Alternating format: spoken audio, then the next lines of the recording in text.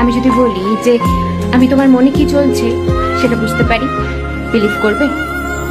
ওকে, চল। তুমি মনে মনে এমন 3 জন মানুষের নাম নাও যে তোমার লাইফে ভীষণ স্পেশাল, যাকে তুমি ভীষণ ভালোবাসো, যে তোমার লাইফে ভীষণ ইম্পর্টেন্ট। ধরেছ? ওকে, এবার আমি যদি বলি যে ওই 3টে নামের মধ্যে তুমি এইবারও তোমার নিজের নামটা নাও নি, তাই না? দেখলে কেমন বলে দিলাম তোমার মনের কথাটা?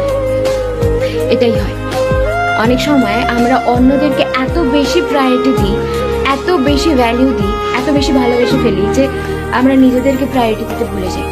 অদ্ভুত ব্যাপার কি বলতো, যে আমরা সবসময় অন্যদেরকে আগে রাখি, নিজেদের থেকেও আগে রাখি, সবসময় অন্যদের কথা ভাবি, নিজেদের কথা ভাবি না। पहले भी मैं तुमसे मिला हूँ